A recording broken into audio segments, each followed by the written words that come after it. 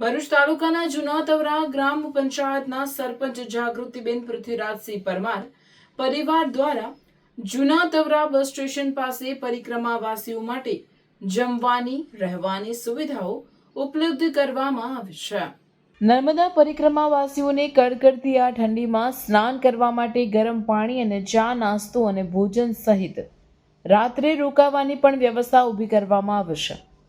સમગ્ર દેશ અને વિદેશમાં ખ્યાતિ પ્રાપ્ત એવા નર્મદા પરિક્રમા અંગે ભરૂચ જિલ્લામાં તેમજ આજુબાજુના વિસ્તારોમાં નર્મદા પરિક્રમાવાસીઓ માટે સેવા અને સુવિધાઓનું આયોજન કરવામાં આવ્યું છે।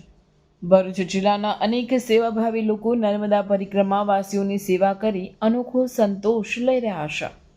ત્યારે જૂના તવરા ગ્રામ પંચાયતના સરપંચ જાગૃતિબેન પૃથ્વીરાજસિંહ પરમાર પરિવાર દ્વારા ગામના લોકોની સેવા તો કરી જ રહ્યા છે, સાથે સાથે નર્મદા પરિક્રમાવાસીઓની પણ તેઓ તન મન અને ધનથી સેવા કરી રહ્યા છે।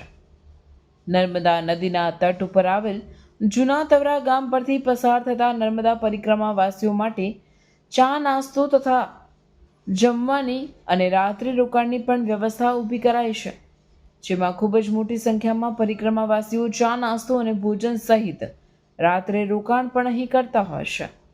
અહીં આવતા પરિક્રમાવાસીઓ માટે બપોર અને રાત્રે પાકું ભોજન, સવારે ચા નાસ્તો આપવામાં આવતો હોય છે। આ સાથે 24 કલાક ચા નાસ્તો તો ચાલુ જ રહેતો હોય છે। રોજ 200 થી 250 પરિક્રમાવાસીઓ આ સેવાનો લાભ લઈ રહ્યા છે। જે નર્મદા માની પરિક્રમા ચતુર્માસ પછી જે શરૂ થાય છે એ પરિક્રમાવાસીઓ માટે અહીંયા ચા પાણી નાસ્તો જમવાની, આરામ કરવાની, રાત્રિય ભોજન આરામ કરવાની સુવિધાઓ અમે ઉપલબ્ધ કરેલી છે।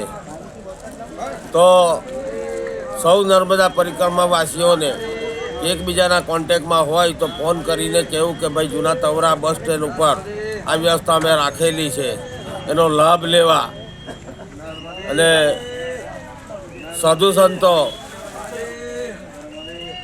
ને વારંવાર પરિક્રમા કરવા માટે જે પ્રેરિત થાય છે, તો આ અમે જે સુવિધા ઉપલબ્ધ કરેલ છે એનો લાભ લેવા નમ્ર વિનંતી છે। હર હર નર્મદે માત કી જય।